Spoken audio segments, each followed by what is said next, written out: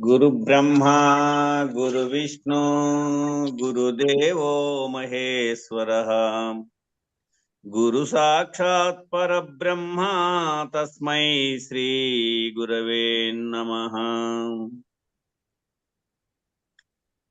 బృహద్వాసిష్ట సిద్ధాంతం పూర్ణబోధోపదేశికం వెంకటేశ్వర యోగీంద్రం సద్గురుభ్యో నమో నమః.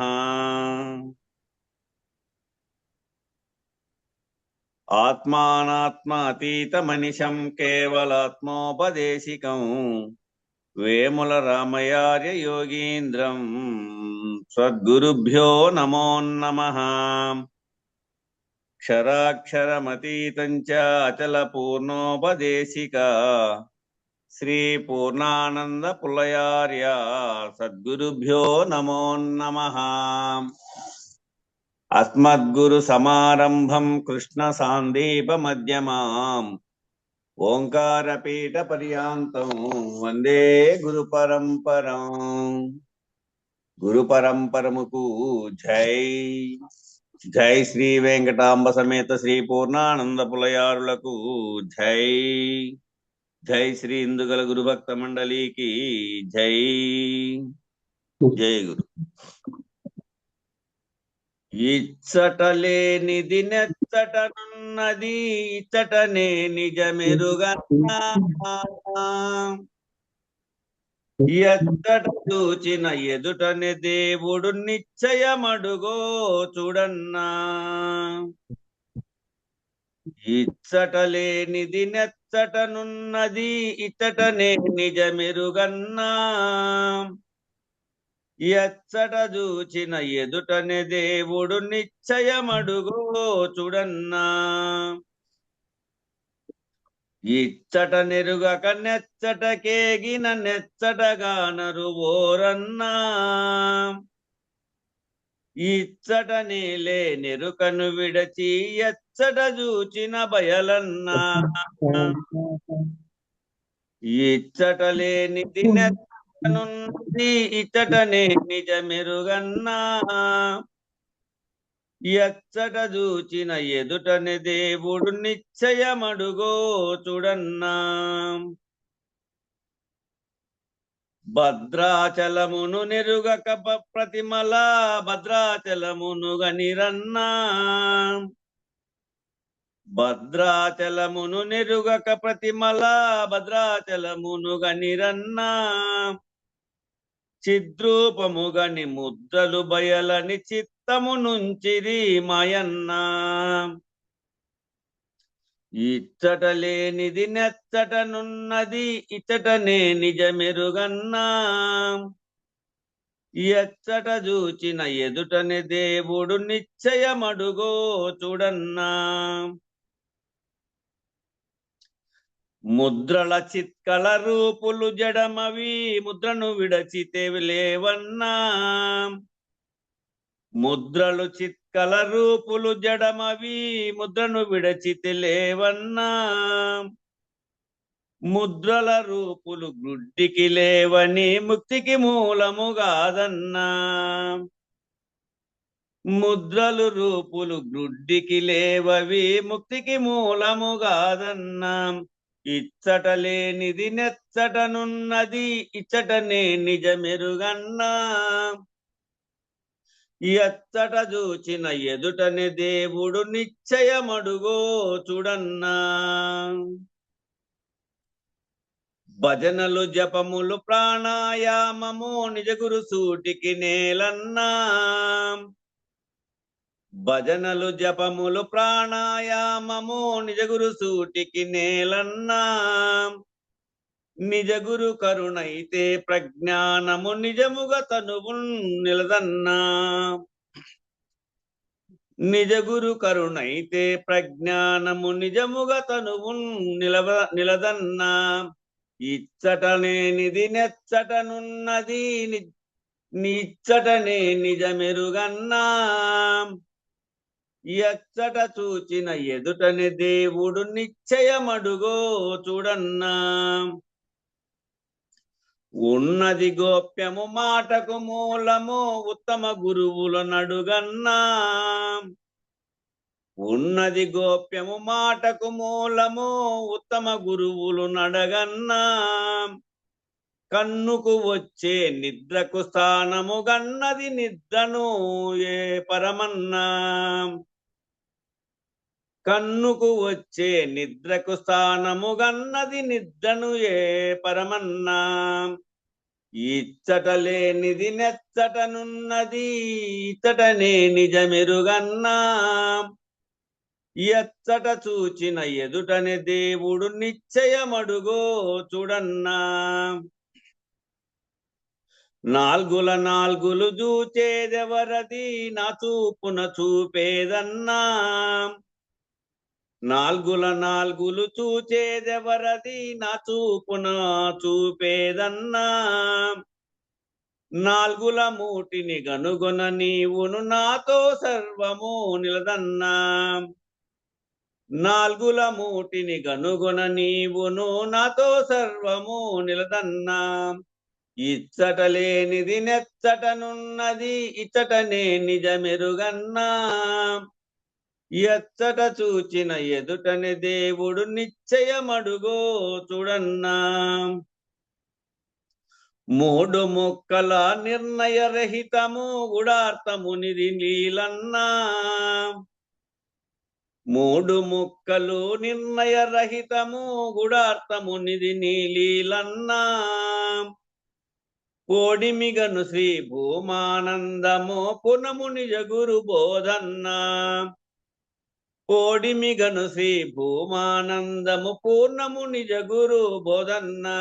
ఇచ్చట లేనిది నెచ్చటనున్నది ఇచ్చటనే నిజమెరుగన్నా. ఎచ్చట చూచిన ఎదుటనే దేవుడు నిశ్చయమడుగో చూడన్నా. జై సద్గురు మహారాజుకి జై. జై వెంకటాంబ సమేత శ్రీ పూర్ణానంద పులయారులకు జై. జై శ్రీ ఇందుగల గురు భక్త మండలికి జై. జై గురు. జై గురు. జై గురుదేవ్. అందరికీ జై గురు. గురు పరంపరంకు జై. ఈరోజు మనం కొత్తగా ఓ బుక్, అంటే కొత్తది కాదు, అది ఎప్పుడో రాసిండేదే, దాదాపు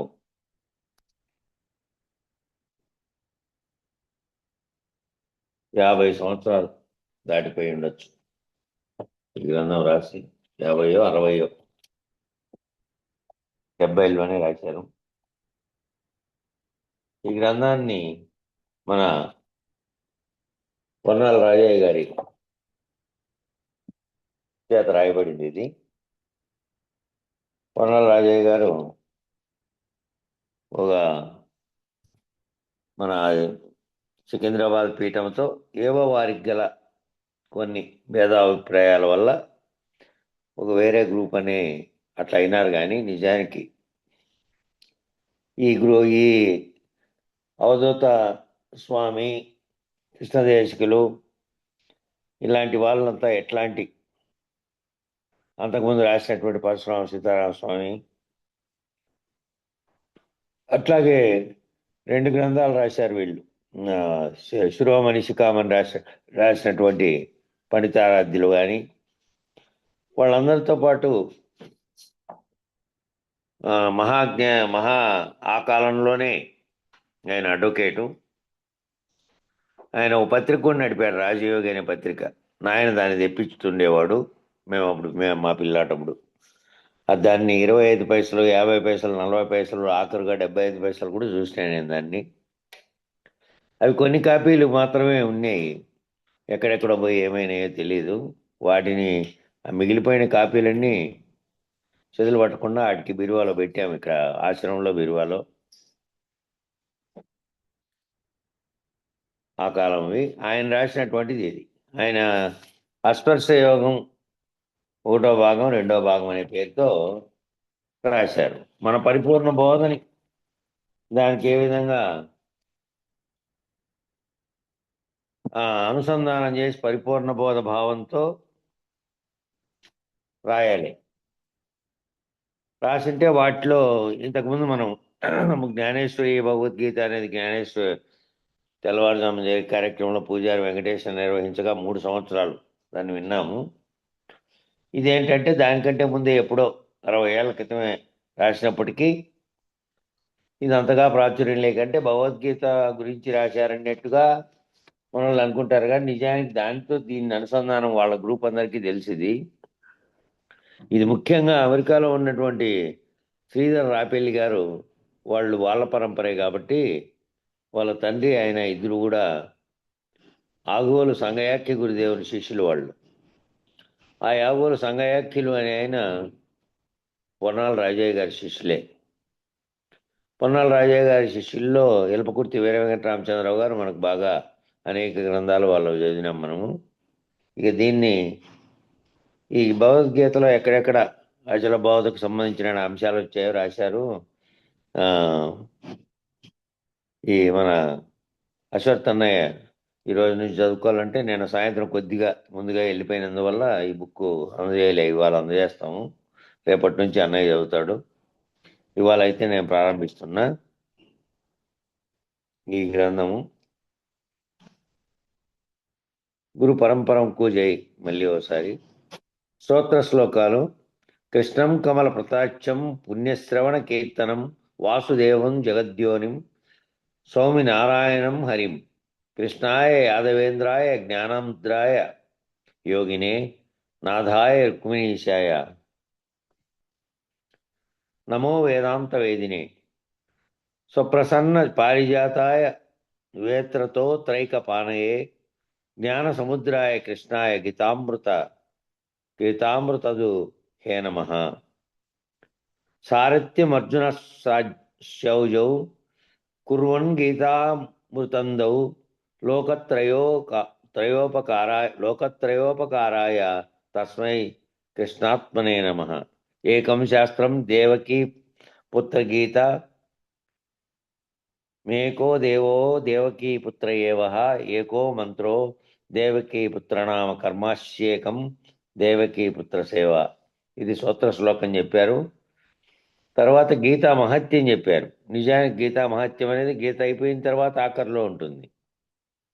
గీత చదవడం వల్ల ఏం జరుగుతుందంటే మామూలు దాంట్లో చెప్పేదేమో వీళ్ళకి ఇది జరుగుతుంది, వాళ్ళకి అది జరుగుతుంది, దాని ఫలితంగానే ఫలితాలన్నీ రాశారు. నిజానికి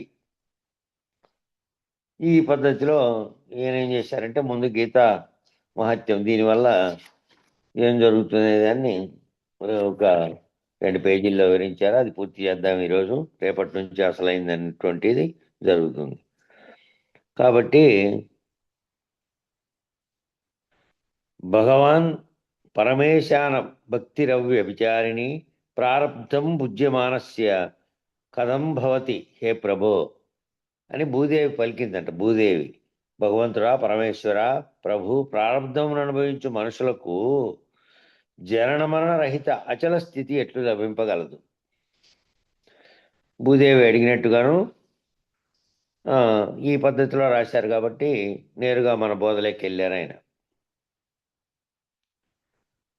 ఏంటంటే అయ్యో ఏం లేదు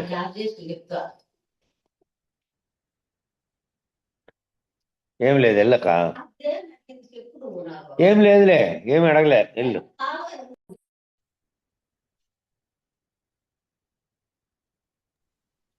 కింద కూర్చుంటే జయగురు. జయగురు.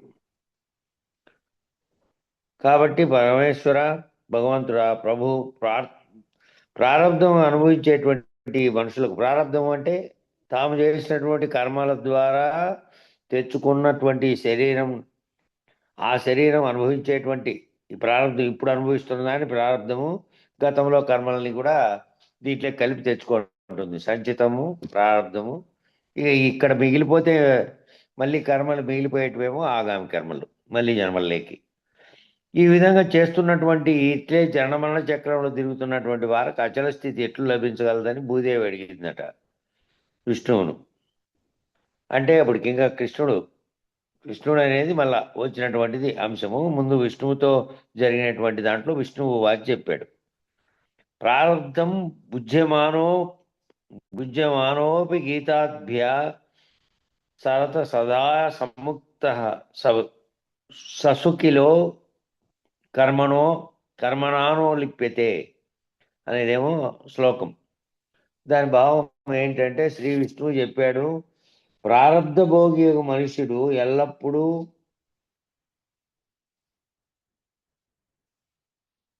ఇది ఇది తీసుకోండేది కాబట్టి, ఇది జిరాక్స్ తీసుకోండేది కాబట్టి అక్కడక్కడ అక్షరాలు కూడా మిస్ అయినాయి. అదే ఏమంటే గీతలను అభ్యసించుచుండేనేని చెప్పప్ప. ససుఖి లోకే మ్మ్. ససుఖి అదే అదే. లోకే కర్మణాను ఫలిప్యతే. అట్లా ప్రారబ్ధి భోగైనటువంటి మనుష్యుడు ఎల్లప్పుడూ గీతలను అక్షరాలు ఏమంటే జిరాక్సులు కాబట్టి ఎప్పుడుదో పోయినాయి కొన్ని. గీతలను అభ్యసించుచుండేనేని ఇహలోకములోనే ముక్తుడై సుఖించును, కర్మమునందు లిప్తుడు కాకును. ఆ ప్రారంధము భోగించేటువంటి మనుషుడు కూడా ఎల్లప్పుడూ గన ఈ గీత అనే దాన్ని చదువుకొని అందులో ఉన్న సారాన్ని అభ్యసిస్తూ ఉంటే గనక ఇహలోకంలో ఉన్నప్పటికీ కూడా ఇహలోక వ్యవహారాలను చేస్తూ ముక్తుడై సుఖించుతూ కర్మమునందు లిప్తుడు. ఏ కర్మం చేస్తున్నాడో ఆ కర్మంలో ఇరుక్కోకుండా, అంటే ఆ కర్మం చేస్తున్నటువంటి వాడు తాను చేస్తున్న కర్తృత్వంతో అహంతో చేస్తే అప్పుడు ఫలితం ఉంటుంది, కర్మ ఫలితాన్ని అనుభవించాల్సినటువంటి పరిస్థితి. కాబట్టి అట్లా లిప్తుడు కాకుండా అంటే దాంట్లోకి కర్మం లేకి పోకుండా తాను చేసినట్టుగా కాకుంటాడు అని చెప్పాడు. మళ్ళా శ్లోకం అన్నా శ్లోకం నేను చెప్తాను. శ్లోకమా? నువ్వు దాంట్లో కంప్యూటర్ చేస్తున్నావా? లేదు, బుక్ ఉంది నా దగ్గర. బుక్ ఉందే? అయితే ఇంకేం మరి. చెప్పు మరి. నెక్స్ట్ శ్లోకం మహాపాపాది. మహాపాపాది పాపాని గీతా ధ్యానం కరోతి చేత్ స్వకుచిత్ స్పర్శం కుర్వంతి నలినీదలిమంబాత్తు. గీతా ధ్యానం అనొచ్చుచుండిన ఎడల పద్మపత్రమును నీరు అంటజాలనట్లు మహాపాపములను అతి పాపములను కూడా అంటజాలని, అనగా నీటి యందు పుట్టిన పద్మపత్రమును నీరు ఎట్లు అంటజాలదో నీటిలోనే పుట్టినటువంటి మనకు కూడా ఒకటి ఉంది, జలజ పత్రమందు అంటున్నట్లు అనేది కన్నార్థాల్లో. అట్లా ఇక్కడ ఏం చేశారంటే ఆ పద్మపత్రము ఎక్కడ పుట్టింది అంటే దాంట్లోనే పుట్టింది, నీళ్ళల్లో పుట్టినటువంటి దాంట్లో. ఆ ఆకు మీద నీళ్లు ఉన్నప్పటికీ, నీళ్ళలోంచే వచ్చి చుట్టూ ఉన్నప్పటికీ దాని మీద 12 నీళ్ళు కూడా దానికి అంటకుండా పక్కకు పోయినట్టుగా,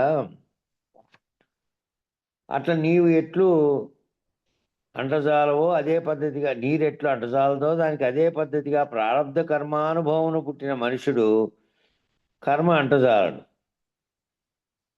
ఈ గీతా ధ్యానం అనొచ్చుచుండిన అంటే గీతలో చెప్పినటువంటి అంతరార్థము కనుక దాని యొక్క అర్థాన్ని తెలుసుకునేటువంటి పద్ధతిలో కనుక తెలుసుకుంటే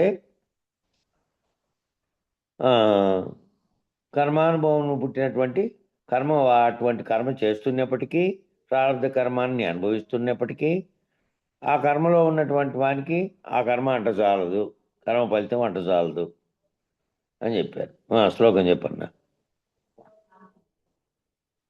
గీతాయ పుస్తకం యత్ర పాఠ ప్రవర్తతే తత్ర సర్వాణి తీర్థాని ప్రయాగాదీని తత్ర వై సర్వే దేవస్య ఋషయో యోగినః పన్నగాశ్చయే గోపాలా గోపికాశ్చాపి నారదోద్ధవ పార్షదై సహాయో జాయతే శీఘ్రం యత్ర గీతా ప్రవర్తతే.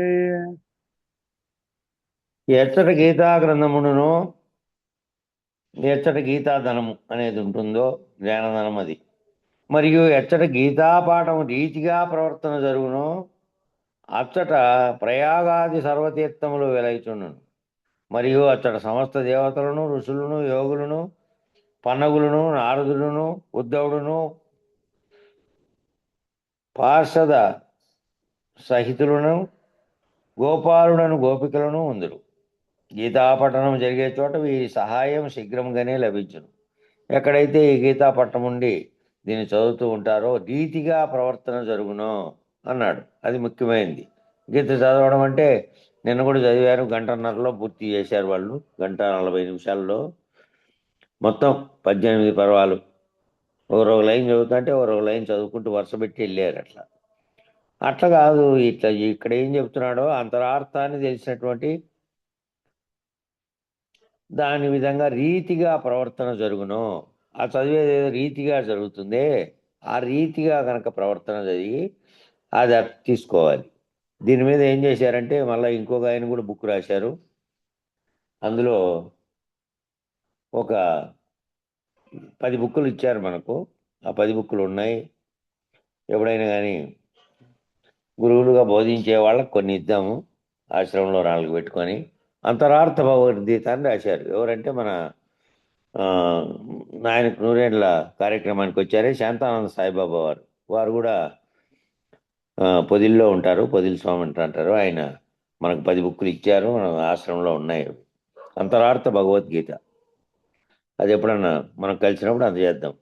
ఈ 22వ తేదీ వస్తారు కదా. ఆ అంతరార్థ భగవద్గీత పద్ధతిలో జరగాలి అది. ఈ రీతిగా అనే పదం వాడడానికి కారణం అదే.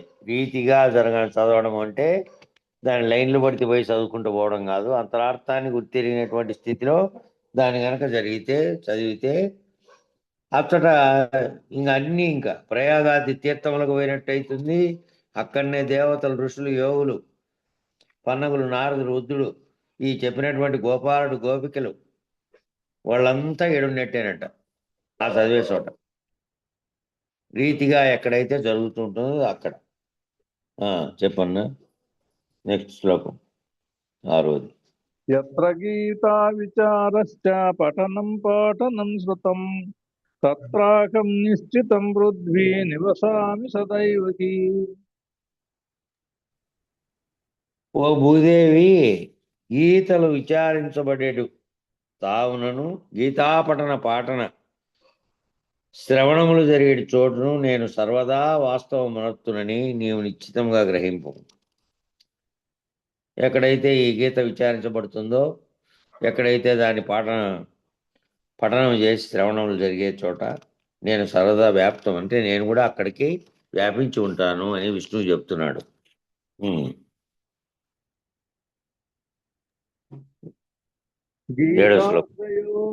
గీతాశ్రయో సంతిష్టం గీతా మే చోత్తమం మృతం గీతా జ్ఞానముపాశ్రిత్య త్రీన్ లోకాన్ పాలయామ్యకం. గీతయే నాకు ఆశ్రయము, గీతయే నాకు ఉత్తమము గృహము. గీతాజ్ఞానమును అనుసరించియే నేను త్రిలోకములను పాలించుతున్నాను. గీత అనేది నాకు ఆశ్రయించినటువంటి జ్ఞానమంతా అందులోనే ఉంది కాబట్టి దాని ఆధారంగానే ఇప్పుడు వచ్చినటువంటి అనేక సిద్ధాంతాలు, ఇప్పుడు ఈ భూమి మీద నడుస్తున్నటువంటి భారతీయ తత్వవేత్తలు రకరకాలైనటువంటి ద్వైతాద్వైత, విశిష్టాద్వైత,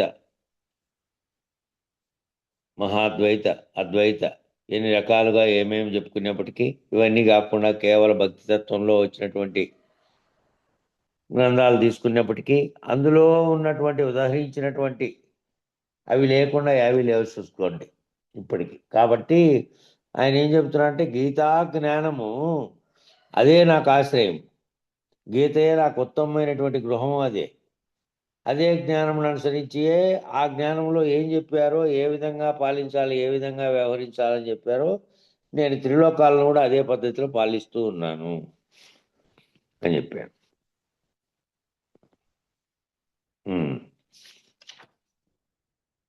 గీతయే పరమా విద్య బ్రహ్మరూపాన సంశయ అర్థమాత్రాక్షరా నిత్య స్వనిర్వాచ్య పదాత్మిక. గీత నన్ను గురించి తెలిపడి పరవిద్యను బ్రహ్మరూపమున అయి ఉన్నది. గీత అనేది ఎలా ఉందంటే నన్ను గురించి తెలిపడి పరవిద్యను బ్రహ్మరూపమును ఇహంలో అటువంటి విద్యలేమో ఇహానికి సంబంధించి తెలుసుకుంటున్నటువంటి పరమును గురించినటువంటి విద్య ఏదైతే ఉందో అది బ్రహ్మరూపంలో అయి ఉన్నది ఆ నన్ను గురించి తెలిపేది. ఈ గీతా జ్ఞానము మానస గోచరమును, వినాశరహితమును, నిత్యమును. ఈ జ్ఞానం ఈ అంతరార్థం ఎట్లా అంటే మానస గోచరము ఇది తెలియబడాలంటే ఇది అంతరార్థం గురువు చేత బోధింపబడి తెలుసున్న దానితో అనుసంధానం చేసుకుంటే తప్ప మామూలుగా తెలియబడేది కాదు. వినాశరహితము ఇది నాశనం ఉండేటువంటి పదార్థం కాదు. దీంట్లో ఉండే జ్ఞానం వినాశరహితము, నిత్యము, అనిర్వాచ్యము. నిర్వచనం చెప్పి దీన్ని విశ్లేషించగలిగినటువంటిది కూడా కాదు. అనిర్వచనీయమైనటువంటి దానికి సంబంధించింది. అను విషయమున సందేహం లేదు. ఈ విషయంలో సందేహం అనేదే లేదు. ఇది కేవల అంతరార్థంగా దాన్ని మళ్ళీ గురువు చేత కూడా వివరించబడకుండా కేవలం దానికి తాత్పర్యాలు ఇప్పుడు రాసినటువంటి అనేకమైనటువంటి గ్రంథాలు వచ్చినప్పటికీ ఇప్పటి వరకు దాదాపు అనేక భాషల్లో వేరు దేశాలలో కనీసం కొన్ని వేల మంది అనువాదం చేశారనుకోండి. ఇంతగా అనువాదం చేయబడి ఇంతగా ప్రపంచమంతటా అన్ని భాషలు లేకపోయినటువంటి గ్రంథాలు లేవు ప్రపంచంలో. అట్లా పోయింది ఇది. పోయినప్పటికీ వాటన్నిటిలో చూడండి వాటి వాళ్ళ ప్రాంతం లేక అనుగుణంగా రాసుకున్నప్పటికీ వేదాంత పద్ధతిలో రాసి బాగా వెలువరించిన వారు ఎవరంటే 1275లో మహారాష్ట్రలో జన్మించి దీన్ని మరాఠీ భాషలో రచించినటువంటి జ్ఞానేశ్వర్లు సంస్కృతంలోను మరాఠీలో రెండిట్లోనూ రాశారు. దాన్ని తెలుగులోకి అనువాదం చేశారనుకోండి అనేక మంది, తెలుగులో కూడా అనేక మంది రాశారు దాన్ని. అయితే వేదాంత పద్ధతిలో రాశారు ఆయన. అందువల్లనే అసలు కృష్ణుడే గనక ఒకవేళ జన్మించాడేమో అన్నట్టుగా భావన చెంది వాళ్ళు భక్తి పద్ధతులతో ఆయన గుడి కట్టారు జ్ఞానేశ్వర్లకి. 1275లో ఇది చేశారు ఆయన మహారాష్ట్రలో పండరిపురంతో సహా అక్కడంతా కూడా ఇట్లాంటి వాళ్ళు వచ్చినారు. ఆ తర్వాత తరంలో మన శివరామ దీక్షితులకి బోధన అందించిన వారు కూడా మహారాష్ట్ర ఆయనే. కాబట్టి ఏం చెప్తున్నారంటే ఈ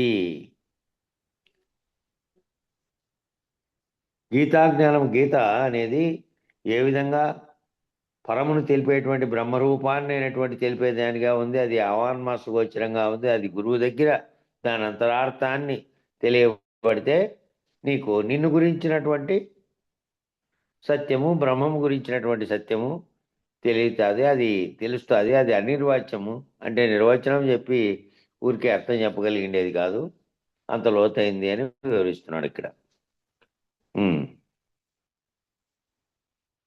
చిదానందేన చెప్పండి. చిదానందేన కృష్ణేన ప్రోక్త స్వముఖతోర్జునం వేదత్రయీ పరానంద తత్వార్థ జ్ఞాన సంయుత.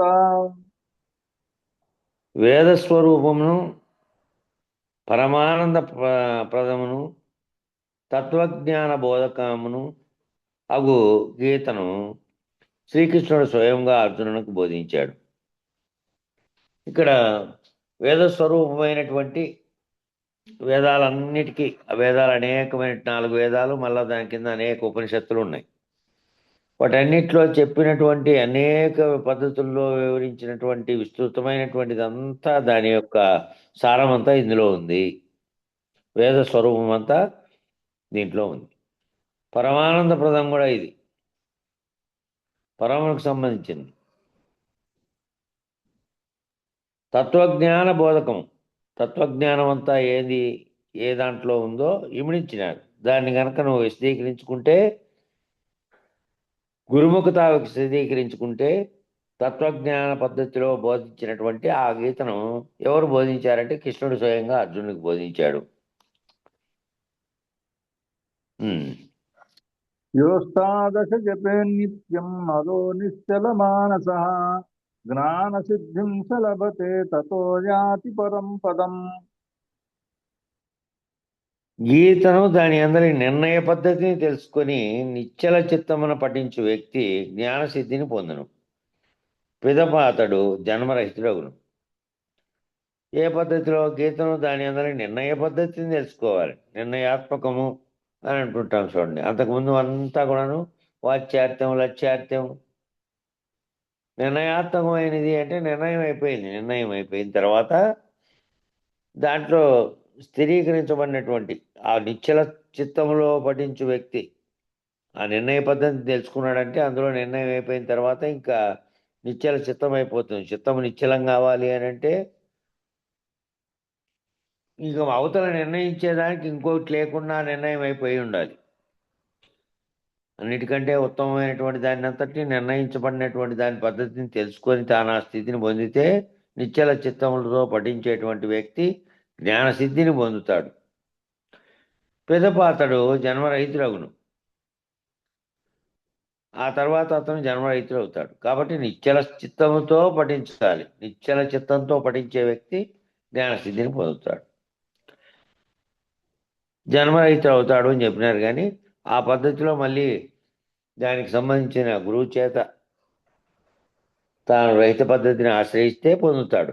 లేకపోతే దీంట్లో ఊరికే కేవలం దాన్ని నిర్ణయ స్థితిలోకి రానటువంటి వాచ్యార్థ లక్ష్యార్థముల దగ్గర దానితో ఆగిపోయి మళ్ళీ దాన్ని నెరవేర్చినటువంటి నిర్ణయ స్థితిలోకి తాను వస్తే జన్మరహిత్యం పొందుతాడు. పాఠే సమర్థః సంపూర్ణే తదర్థం పాఠమాచరేత్ సదా గోదానుజం పుణ్యం లభతే నాత్ర సంశయః. గీత యందలి నిర్ణయ పద్ధతి తెలియక పఠించువారు సంపూర్ణ ఫలం పొందక భ్రాంతిజన్య ఫలం మాత్రం పొందగలరు.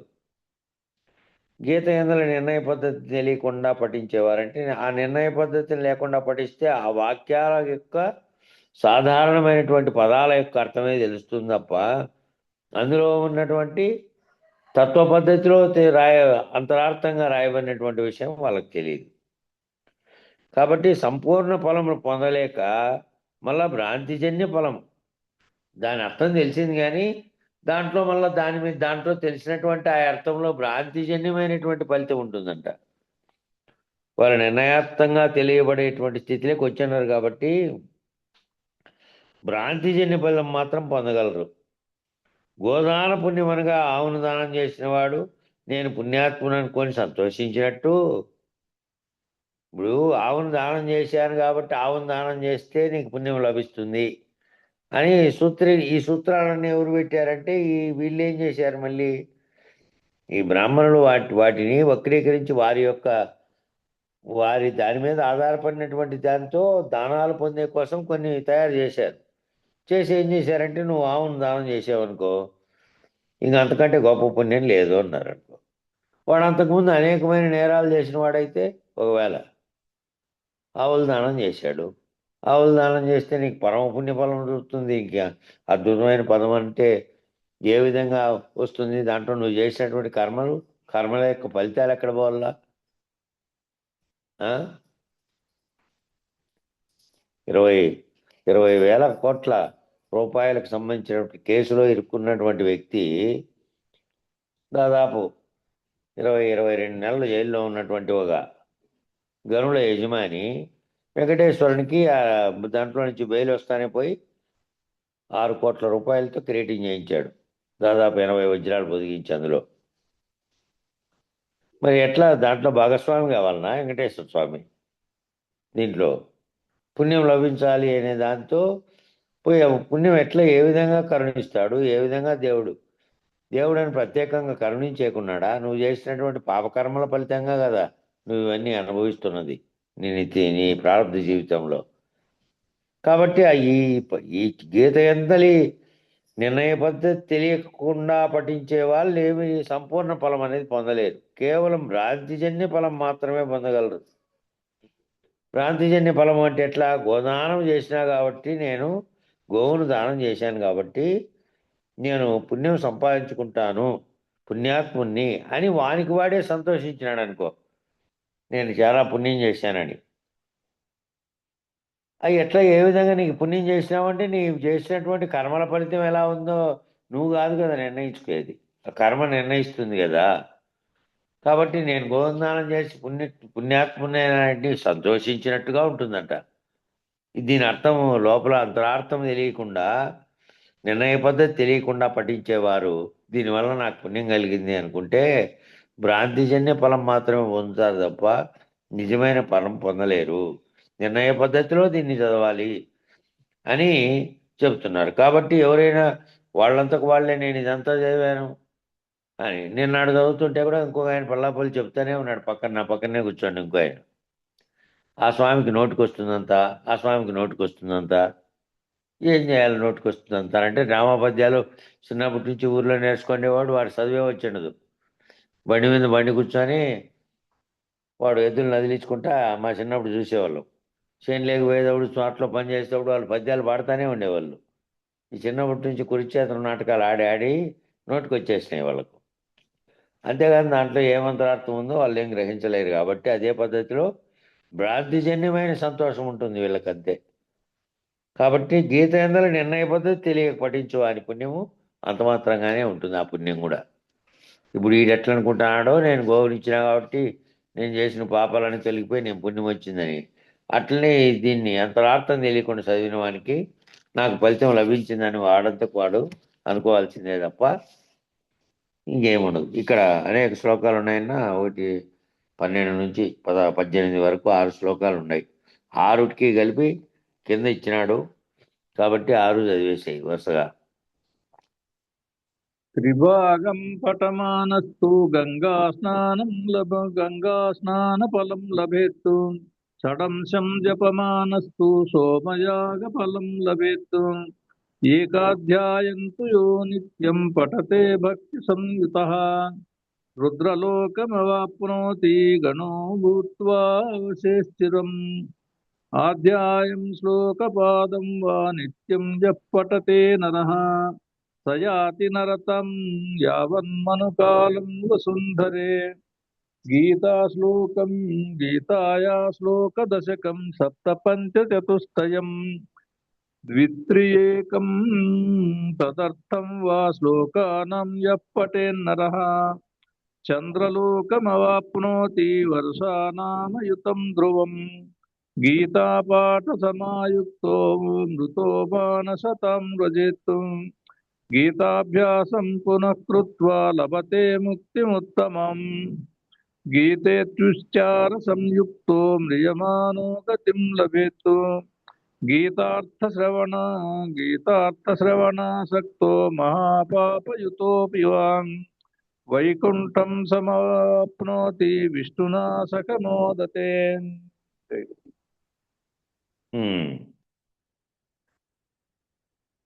ఇందులో అనేక భాగాలు ఉన్నాయి. ఆయా భాగాల్లో ఆయా అధ్యాయాల్లో వచ్చినటువంటి జ్ఞానం కొంత వేదాంతానికి, వ్యవహారానికి, సర్వమునకు సంబంధించింది ఉంది, మానవుని ప్రవర్తనతో సహా. అందుకని ఏం చెప్పారంటే, మనం వేదాంత పద్ధతిలో మనం చదువుకుంటున్నాం అనుకో, నిజానికి వేదాంత పద్ధతి కాకుండా మామూలుగా చదివిన వాళ్ళు కూడా ఏమన్నారంటే, ప్రపంచంలో ఏ భాషలోకైనా అనువాదం చేయబడినటువంటి దాంట్లో దాన్ని చెప్పినట్టుగా వాడు కనుక ప్రవర్తించుకుంటే, ఒకవేళ వేదాంత అంతరార్థంలోకి పోకపోయినప్పటికీ వాడు కనుక వ్యవహారం చేసే ప్రవర్తనలో వాడు కనుక ఆ భగవద్గీతను చదివినటువంటి, తెలియబడినటువంటి వాడు ప్రవర్తిస్తే సర్వతోముఖాభివృద్ధి అంతా ఈ ప్రపంచమంతాను అనబడేటువంటి నానుడు కూడా ఒకటి ఉంది.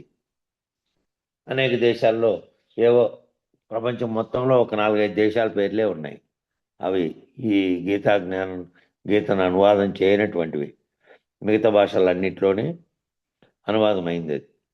అట్లా ఇక్కడ ఏం చెబుతున్నా అంటే, 3వ భాగం పఠించడానికి గంగా స్నాన ఫలం లభించును.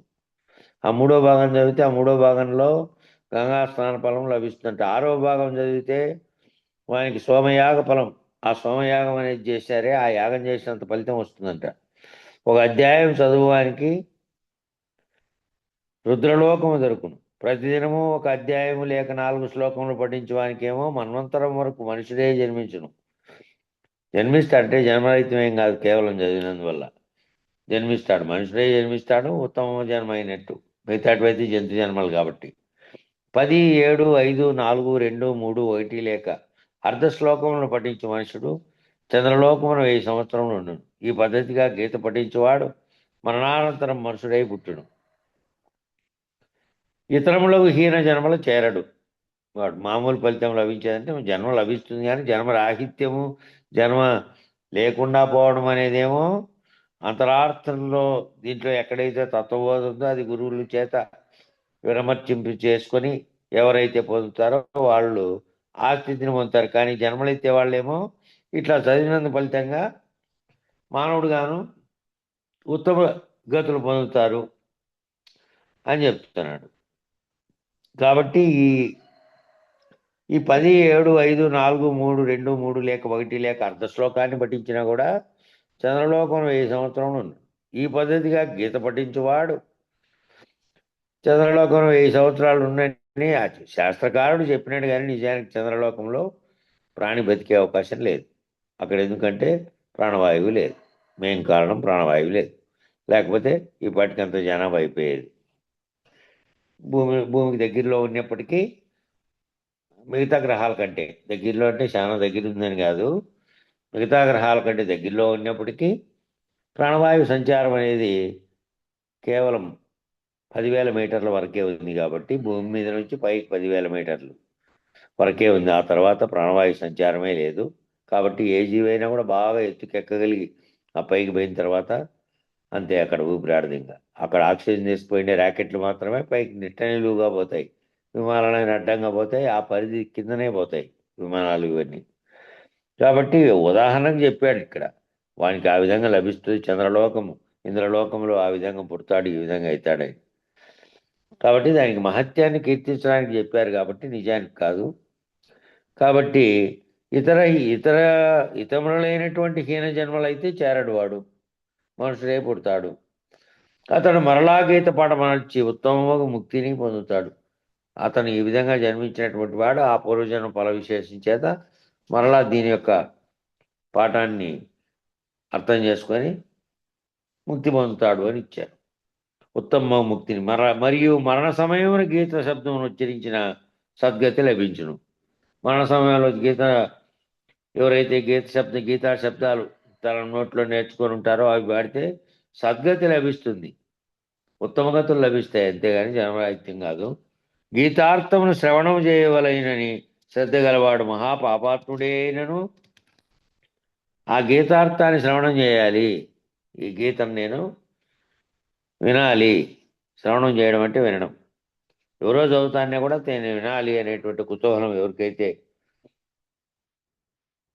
లేదో, ఎవరికైతే చేయాలనే శ్రద్ధ గలవాడేమో, చేయవలనే శ్రద్ధ గలవాడేమో మహాపాపాత్ముడే అంతకుముందు అయినప్పటికీ దీంట్లో పరిణితి చెంది ఈ విన్నదాంతో వాడితో కనుక పరిణామం చెందితే ఆ పాపపుణ్యములు అనేటివి మనసుకు సంబంధించినవి. కాబట్టి ఆ మనసు అనేది అంతకుముందు అజ్ఞానం చేత తెలియబడింది, జ్ఞానం చేత తాను పరిణితి చెందితే పోయినట్టుగా అట్లాంటి వాడు పాపాత్ముడే అయినను వైకుంఠం పొంది విష్ణునితో కూడా ఆనందిస్తాడు అని చెప్పాడు. ఇదంతా దీని మహత్యాన్ని ముందుగా పెట్టాడు. నిజానికి ఆ మహత్యం, దానివల్ల మహత్యం ఉంటుందని నిజానికి మనం చదువుతున్నది, మన బోధకు సంబంధించిన అంశాలు ఎక్కడ వచ్చినాయో దానిలోటివి మన పెద్దలైనటువంటి వారు ఏం చెప్పారో దాని గురించి మనం చదువుతున్నాం. కాబట్టి అశ్వత్థయోగం అనేటువంటి శ్రీమద్ భగవద్గీత రాజయోగీయం అని పేరు పెట్టారు ఈయన. మనం రాసినటువంటి వారు పొన్నాల రాజయ్య గారు, దయానంద పొన్నాల రాజయోగి. దాంట్లో ప్రథమాధ్యాయము. హలో స్వామి, ఇది గీతా మహత్యము ప్రజలంతా భక్తి మార్గము జ్ఞాన మార్గము తిప్పేకి రాసినారు, కానీ మొదట గీతా మహత్యం లేదు. మళ్ళా ఆశ కల్పించినారు తెలివిందంతే భక్తి మార్గంలో తిప్పేదానికి. ఏం లేదు గీతా భగవద్గీత అయిపోయిన తర్వాత ఉత్తర గీత అనేటివి 2 ఉన్నాయి, కానీ మహత్యం అనేది మళ్ళీ లాస్ట్ లో ఆఖరిలో పెట్టారు. దానికి ఉన్నవి 2, భగవద్గీత, ఉత్తర గీత. అంతే అంతే. ఇప్పుడు ఇదంతా మనిషికి ఆశ కల్పించి భక్తి మార్గంలో తిప్పేకి చెప్పిన తప్ప ఇంకే మహత్యం అంతా ఏమీ లేదు, అంత వస్తుంది. సరే, మేము తిన్నాం పారాయణ చేసేవాళ్ళం 20 ఏళ్ళ 30 ఏళ్ళ నుంచి. ఉమ్. ప్రతిదినము 5ంటికి పారాయణ చేసేవాళ్ళం నిర్మగారి టైం. సరే సరే. అస్పృశ యోగం అనేటువంటి శ్రీమద్ భగవద్గీత రాజయోగీయము ప్రథమాధ్యాయము అర్జున విషాద యోగం. ప్రథమాధ్యాయం ఏమిటి అంటే అర్జునుడికి విషాదం ఎక్కడ కలిగింది? విషాదం ఈ కురుపాండవుల యొక్క అంతకుముందు యుద్ధంలో ఓడిపోయి అడవులు పాలై మళ్ళీ వచ్చినప్పుడు వాళ్ళకి భాగం నిరాకరించినప్పుడు యుద్ధం తప్పదని యుద్ధం మొదలుపెట్టినప్పుడు ఆ యుద్ధం లేక అక్కడ పోయిన తర్వాత వాళ్ళందరినీ చూసి వాళ్ళందరూ నాకు బంధువులు కదా, మిత్రులు కదా, శరీరంతో ఏర్పడినటువంటి బంధుత్వంతో తాయాత్మ్యం చెంది అర్జునుడు అయ్యో ఎట్లా వీళ్ళందరూ ఈ విధంగా ఉన్నారే అని అక్కడ మొదలైతే అక్కడ ఆయనకు విషాదం కలిగితే ఆ విషాదాన్ని వ్యక్తపరిచాడు. ఆ వ్యక్తపరిచిన దానికి సమాధానంగా వచ్చినటువంటిదే భగవద్గీత అనేది. కాబట్టి ధృతరాష్ట్ర ఉవాచ మొదటి శ్లోకం ధర్మక్షేత్రే కురుక్షేత్రే సమవేత యుయుత్సవ మామకా పాండవాచ్చైవకి ముకుర్వత సంజయ అని సంజయునికి ధృతరాష్ట్రుడు అడుగుతున్నాడు సంజయుని. ధర్మక్షేత్రే కురుక్షేత్రే సమవేతాయుత్సవ మామక పాండవశ్చైవ యువకిమకుర్వత సంజయ. కాబట్టి సంజయుని అడుగుతూ ఉన్నాడు ఈయన ధృతరాష్ట్రుడు. ఓ సంజయ, అక్కడ ఏం జరుగుతుందో నాకు చెప్పు, నేను చూసేవాడిని కాదు, నాకు దృష్టి లేదు కాబట్టి అని ఆయన అడుగుతున్నాడు. ఏమిటి ఆయనకు అంటే అక్కడ ఏం జరుగుతుందో తన కుమారుడు అక్కడ పెద్దలు చెప్పిన దానికి ఒప్పుకోకుండా నాకు సమరమే చేస్తా తప్ప నేను ఇయ్యను అని యుద్ధాన్ని తెచ్చుకున్నాడు కదా. ఆ యుద్ధంలో బంధు ప్రీతి ఈయనకు ఏంటంటే తన కుమారుడు, తన వర్గము, తన వాళ్ళు గెలుస్తారా ఏమవుతారు, 9 కొడుకులు అక్కడ యుద్ధంలో ఏమవుతారనే దీంతో అడుగుతున్నాడు. అడిగి ఆ ధర్మక్షేత్రమైన కురుక్షేత్రంలో ఏం జరుగుతుందో ఓ సంజయ, ఏ క్షేత్రమును ప్రజలు ధర్మక్షేత్రమని ఎందురో అట్టి కురుక్షేత్రమును పాండవులను నా కుమారులను యుద్ధం చేయుటకై వెళ్ళి ఉన్నారు. వారు ఏమి చేసి 2 అక్షరాలు పోయిపోయి ఏమి చేసిరో నాకు చెప్పుడు అని పుత్రమోహమున ధృతరాష్ట్రుడు అడిగినాడు. ఏ మోహంతో అడిగాడంటే పుత్రుడు అనేటువంటి మోహంతో అడిగాడు. సంజయ్ ఉవాచ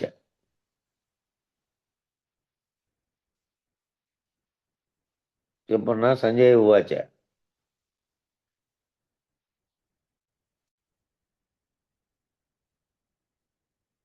ఏం సిగ్నల్ లేదా?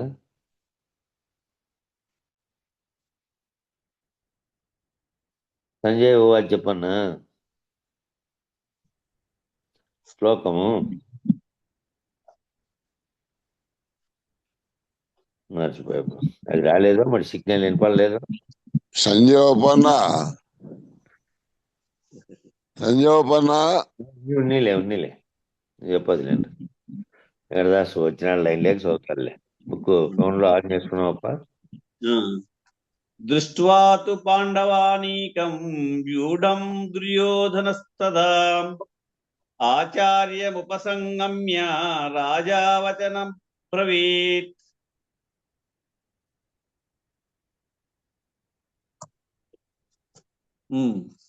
పశ్చైతాం పాండుపుత్రాణ ఆచార్య మహతీచ మాం కింద్యాత్రు పదవుత్రేణ తవ శిక్షేణ ధీమత పుత్రాణామాచార్య మహితీంచముం వ్యూఢాంధ్రు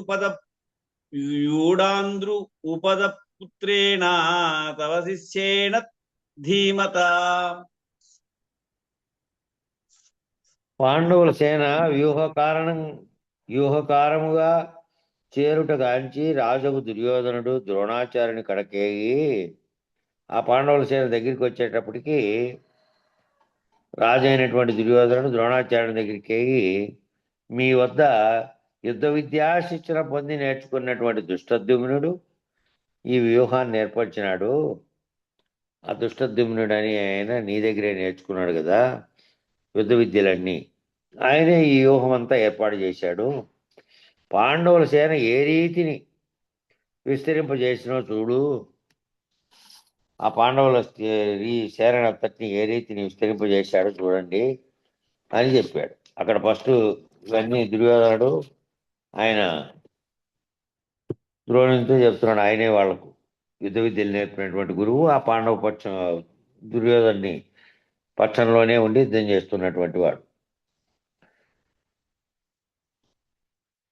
ఇక ఇక్కడ 3 శ్లోకాలు ఇచ్చాను. మళ్ళా అత్ర సూర మహేశ్వాస భీమార్జున సమాయది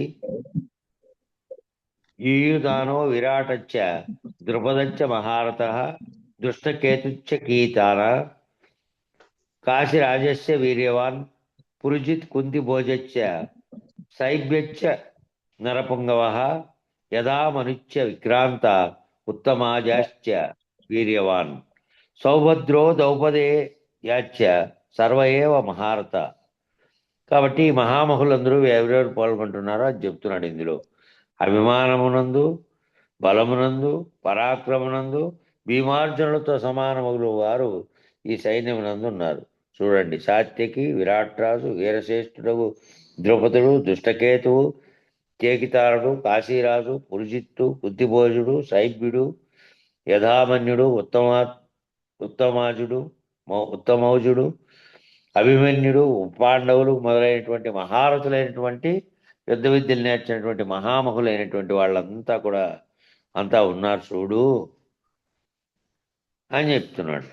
అస్మాకంతో విశిష్టాయేత్తాన్ని బోధ ద్విజోత్తమ నాయక మమ సైన్యస్య సంజ్ఞార్థం తాన్ బ్రవీమతి మితే భవాన్ భీష్మచ్చ కర్ణచ్చ కృపచ్చ సమితింజయ అశ్వత్థామా వికర్ణశ్చ సౌమదత్తి ఇజ్జయ తత. ఇంకా వీళ్ళంతా ఎవరెవరు ఉన్నారంటే బ్రహ్మదేవుడు కూడా నిర్ణయించాలంత సామర్థ్యం కలిగినటువంటి వీరులు ఉన్నారు. ప్రసిద్ధులకు సూర్యులు కూడా ఉన్నారు. మన సేనందుకులు ఉన్నారు. మన సేనలో కూడా బ్రహ్మాండమైన వాళ్ళు ఉన్నారంతా. భీష్ముడు, కర్ణుడు, కృపాచార్యుడు, వికర్ణుడు, అశ్వత్థామ, సమితింజయుడు, సౌమదత్తుడు మొదలైనటువంటి వాళ్ళంతా బ్రహ్మాండమైన వీరులంతా మన దాంట్లో కూడా ఉన్నారు. అన్యేచ బహోశూర మదత్తే త్యక్త జీవితౌ నానాశాస్త్ర ప్రహరణాసర్వే యుద్ధ విశారదులైనటువంటి వాళ్ళు అనేకములైన శస్త్ర విద్యా నేర్పరులు అనగా శస్త్రములు యుక్త ఆముక్త ముక్తాముక్త ఎనిత్రి విధములు 3 రకాలంట. ముక్త, ఆముక్త, ముక్తాముక్త అని త్రివిధములు ఈ శస్త్రాలు ప్రయోగించేది. ముక్త అనగా చక్రాదులు, ఆముక్త అనగా ఖడ్గాదులు, ముక్తాముక్త అనగా నారాచాదులు అంటే అచ్చం ఇనుముతో చేసినవి. అస్త్రశస్త్ర ప్రయోగ మంత్ర విద్యలలో శత్రునాశనమునకు గాను మారణ, ఆకర్షణ, స్తంభన, ఉచ్చాటన, మోహన క్రియలన్నీ కూడా నేర్పరలైనటువంటి వాళ్ళు ఉన్నారు. తమ అవయవములతో ప్రతాపంతో నిండి ఉండి మల్ల విద్య యందు పరిపూర్ణమైనటువంటి నేర్పు గలవారు హృదయపూర్వకంగా త్రికరణ శుద్ధితో తమ ప్రాణములనైనా లక్ష్యపెట్టక నా కొరకై అనగా ప్రభుభక్తి కలిగి నన్ను అనుసరించినటువంటి వారు కూడా సంఖ్యాకులు ఉన్నారు అని చెప్తున్నాడు. ఇంకా ఇక్కడికి సమయం ముగిసిపోతుంది. ఇక్కడ నుంచి ఈ శ్లోకం దగ్గర నుంచి రేపు మొదలు పెడదాం. మంగళం చెప్పండి. ఇంకా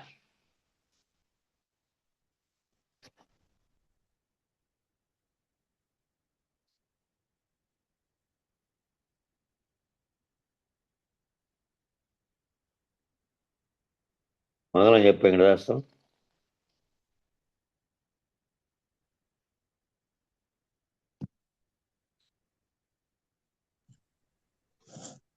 మంగళం శ్రీ గురుదేవాయ మహనీయ గుణాత్మనే సర్వలోక శరణ్యాయ సాధు రూపాయ మంగళం.